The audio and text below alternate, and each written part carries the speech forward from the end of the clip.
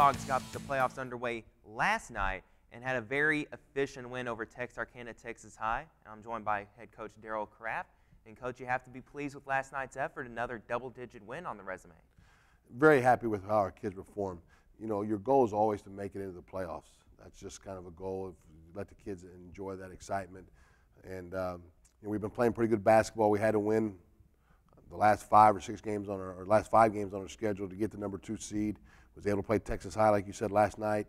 And kids played well again. You know, I just think it goes back to we've started to trust each other. We've started to trust our teammates, share the basketball, turn a good shot down to make one extra pass to maybe get a great shot with the understanding that, you know, if the teammate doesn't have a great shot, I may get the ball back in our rotation of our offense. And, you know, the kids are playing really well, and I'm very happy for them. One of the things I really noticed about your team when looking at the stats is that several players can get into double digits. It's very much spread around scoring throughout the game. We're a very balanced basketball team. You know, one night it may be Colin Kern leading us in scoring. The next night it may be Julian Perry, Jola Otabu, Cody Wilson, Steele Douglas, Bryson Brown. We have 6 or 7 guys that have the ability to score from the outside, able to get by people to score inside.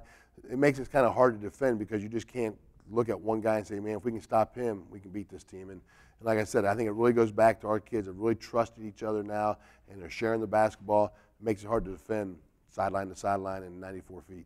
You suffered back-to-back losses at one point in district play to Lovejoy and Wiley going into the second half of play, and those are the other 2 top of the 3 teams in your district. How did your team rebound from those games? Well, you know, we went through a little struggle there. Julian got hurt the game before Lovejoy. And he was supposed to be out for 8 weeks. You know, he bounced back, I think, after 2.5 weeks with the high ankle sprain.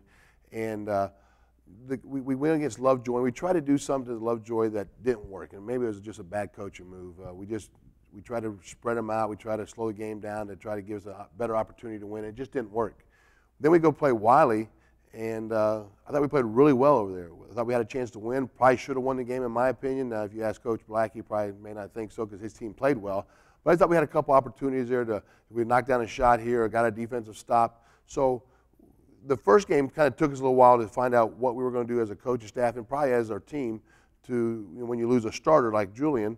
And then we played well against Wiley in the last 5 games in district. The kids have just realized that they want to step up their game and maybe take over some of that scoring, take over some of that defense responsibility, which Julian did for us, which was rebounding and guarding their best player. And just had kids step up, and now it's carried on since we got him back in the Denison game.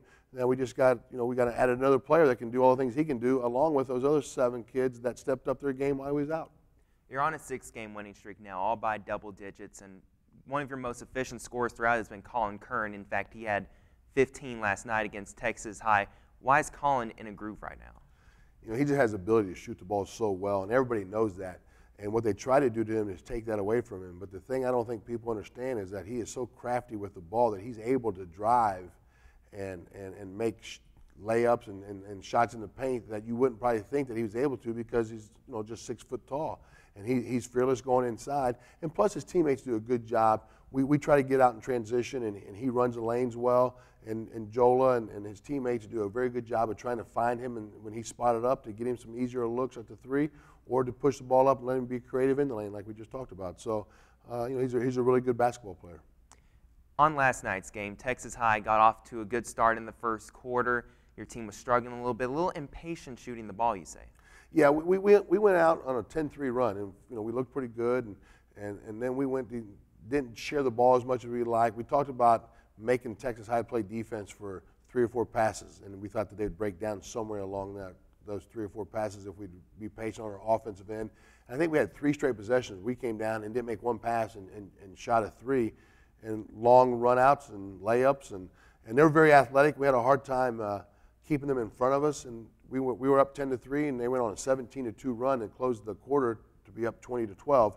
But I told the kids in the huddle after the first quarter, you know, stay patient, share the basketball, make them play defense, and we'd be okay. And I thought our kids never got rattled. I think that was great to see. And I think it had to do with our playoff experience that we had last year, that they understood, hey, you know what, just stay calm. Still got 3 more quarters. It's not an 8-minute basketball game. And I think our kids did a great job and played really well throughout the last 3 quarters. Joel Atubu's your presence inside for the most part, and although a lot of people that are inside are typically thought of as scorers, he does a really good job of distributing the ball. Well, actually, he's our point guard.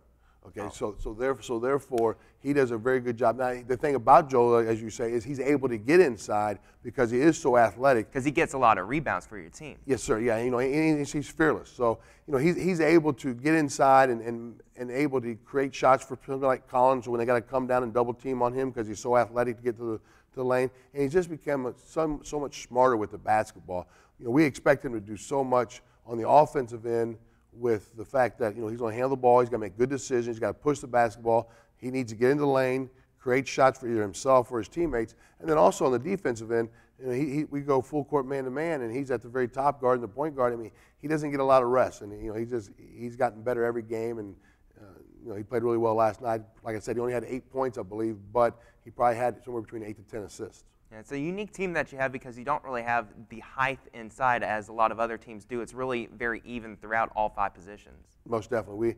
Our tallest guy, our post player that we started is 6'1", and that's Malik Golden, and he has just played phenomenal the last month and a half. I mean, just worked on his game, up and under moves, ball fake, get to the rack, done a really good job. And then we come in with Cody Wilson, who's played really well. That span you asked about what we did differently when Julian was out. Cody played outstanding. He's picked up his game, and he has the ability to shoot the three, rebound, dunk, all those things. Work inside. So we're not very tall, but we are able to extend the court because we have so many good shooters that allows us to be creative, get inside, and then get some points in the inside, also in the paint. Looking forward to your second round opponents. Either going to be Jacksonville or Lancaster. They play tonight. What is the story on those 2 teams? Well, I'll start with Jacksonville. They were 32-0 until last Tuesday, ranked 8th or 9th in the state. They got beat by John Tyler at John Tyler. If you know anything about John Tyler and Jacksonville, that is a major rivalry game. And we had somebody there to watch it. There was a standing room only crowd, and they ended up losing. I think it was 52-48. Very good defensively, very patient on the offensive end. And they're ranked 8th or 9th in the state for a reason. You look at Lancaster, and I mean they're as traditionally rich as any basketball in the Metroplex, and they're going to be very good. I don't know a lot about them this year, but I know that historically they're always a powerhouse in the Metroplex area. So we'll have our hands full on the second round, but we're glad to be in the second round, and we're going to go down and watch them tonight, and we'll see, and hopefully get a game plan ready to get our kids opportunity to win the game on Friday or Saturday or Thursday, whenever we may play. Well, Coach, have fun with it, and good luck in the future here in the playoffs. Thank you very much, sir. Appreciate it. As Darryll Craft, head coach of McKinney North Bulldogs, they play in the second round against either Jacksonville or Lancaster. It'll probably be Friday night.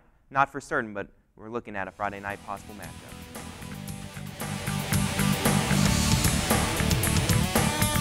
That's going to do it for today's show. Once again, Boyd plays tonight against Richardson-Berkner, and McKinney North faces either Jacksonville or Lancaster in the second round. Unfortunately, things did not pan out for the girls basketball team in the playoffs for McKinney ISD.